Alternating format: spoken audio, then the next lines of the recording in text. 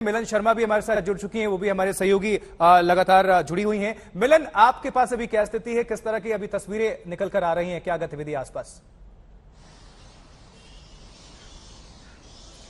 देखिए, अगर बात करें तो कल जिस तरीके से प्रदर्शन हुआ उसके बाद तो हम कांग्रेस पार्टी के मुख्यालय के पास हैं, लेकिन मार्गरेट आल्वा की जैसे आप लोग बात कर रहे हैं, हिमांशु जी भी कह रहे हैं 26% वोट उनका एक्सपेक्टेड है इस वाइस प्रेसिडेंशियल इलेक्शन में। लेकिन जो पार्टीज हैं जिन्होंने उनको सपोर्ट दिया है, जैसे कि हिमांशु जी ने बताया, शरद पवार की एनसीपी भी उनको सपोर्ट दे रही है, एमके स्टालिन की पार्टी भी डीएमके उनको सपोर्ट दे रही है, लालू यादव की राष्ट्रीय जनता दल भी सपोर्ट दे रही है। तो एक वॉकओवर ना मिल पाए जगदीप धनखड़ को, जैसे हिमांशु जी बता रहे थे कि एक आसानी उनके लिए हो सकती है, क्योंकि उनका जो वोट शेयर प्रोजेक्टेड है आशुतोष, वो 70% से ज्यादा प्रोजेक्टेड है और मार्गरेट आल्वा का हम 26% देख सकते हैं। तो बहुत ही अंतर होगा वोट में। क्या इसमें क्रॉस वोटिंग होगी? जिस तरीके से हमने देखा कि राष्ट्रपति चुनाव में क्रॉस वोटिंग हुई थी, बीजेपी की तरफ से कहा गया कि कई लोगों ने 17 से ज्यादा क्रॉस वोट हुए थे मेंबर्स ऑफ पार्लियामेंट की तरफ से श्रीमती द्रौपदी मुर्मू जी के लिए। तो क्या इस वक्त ऐसा हो सकता है? ये भी अपने आप में एक बड़ा सवाल होगा। लेकिन क्योंकि कांग्रेस चाहती थी या फिर विपक्षी पार्टियां चाहती थी कि एक कैंडिडेट जगदीप धनखड़ जी के सामने खड़ा किया जाए, इसलिए मार्गरेट आल्वा को खड़ा किया गया। और इस बीच काफी मीटिंग्स भी हुई। पिछले 2-3 दिनों से आप देखेंगे कि लगातार मार्गरेट आल्वा सबसे संपर्क में रही हैं। लेकिन आज देखना यह होगा जैसे ही वोटिंग शुरू होती है कि अंत में 7:30 बजे रिजल्ट्स किसकी तरफ होंगे। आशुतोष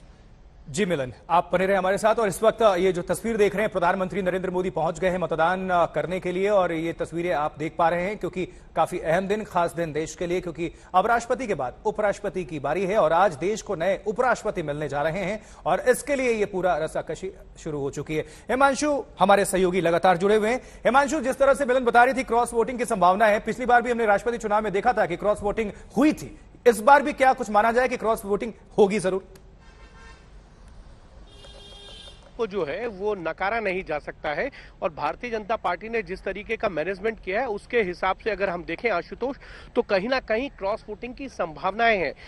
पिछली बार जो मुझे जानकारी मिली थी उसमें कुछ कांग्रेस के 2 सांसदों ने और डीएमके के 3 सांसदों ने जो है वो क्रॉस वोट किया था। 15 क्रॉस वोट हुए थे और लगभग जो है 40 से ज्यादा विधायकों ने देश भर के अंदर क्रॉस वोट किए थे, जिसमें 25 तो जो है वो आसाम में थे और 15 एक जो है वो मध्य प्रदेश में थे। बाकी जगहों पे भी क्रॉस वोट हुए थे और यहां तक कि भारतीय जनता पार्टी की तरफ से दावा किया गया था कि पश्चिम बंगाल के अंदर भी जो है वो उनको जो उनकी विधायकों की संख्या उससे ज्यादा उनको 2 विधायकों के वोट मिले थे। तो उनका ये साफ साफ कहना था कि ये जो 2 ज्यादा वोट मिले थे वो उनको टीएमसी की तरफ के विधायकों के मिले थे। केरला में भी भारतीय जनता पार्टी के जो उम्मीदवार थी द्रौपदी मुर्मू राष्ट्रपति के चुनाव में, उनको 1 वोट मिला था। तो कहीं ना कहीं भारतीय जनता पार्टी को उम्मीद है कि पिछली बार तो विधायकों ने भी क्रॉस वोट किया था, लेकिन इस बार उम्मीद उनको यही है कि कहीं ना कहीं इस बार जो उनका मैजिक नंबर से तो वैसे ही 70% से ज्यादा का उनका वोट शेयर है। लेकिन और हिमांशु, थोड़ा दर्शकों को और समझाइए कि इसमें पार्टियां व्हिप भी जारी नहीं कर सकती, इसलिए कानूनी कार्रवाई या फिर पार्टी की तरफ से एक्शन का डर भी नहीं होता है इन नेताओं में, इसलिए क्रॉस वोटिंग भी कर देते हैं, क्योंकि राष्ट्रपति उपराष्ट्रपति का चुनाव ऐसा होता है कि इसमें पार्टियां व्हिप जारी नहीं कर सकती। ये बिल्कुल व्हिप जारी नहीं कर सकती और इसीलिए यशवंत सिन्हा ने अंतरात्मा की आवाज पर वोट करने के लिए कहा था।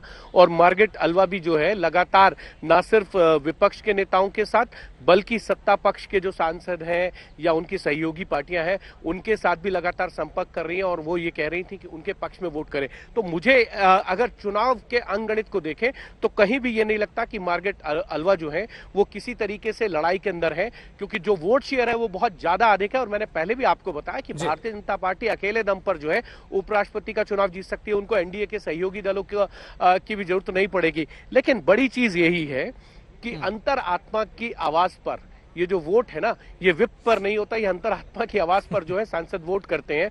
पार्टी लाइन से बाहर जाकर भी वोट होता है और ये पहली बार नहीं होगा कि क्रॉस वोट होगा। लेकिन सबसे बड़ा सवाल यह है आशुतोष, जो सांसद जनता के वोटों पर चुनकर आते हैं वो 18 से 20 लाख लोगों को रिप्रेजेंट करते हैं, जब उनको वोट देने की बारी आती है, चाहे वो राष्ट्रपति का चुनाव था, हम सबने देखा कि 15 सांसदों के वोट जो हैं वो रद्द कर दिए गए और लगभग जो है 70 से ज्यादा विधायकों के वोटों को रद्द किया गया था क्योंकि उन्होंने गलत तरीके से वोट कास्ट किया था।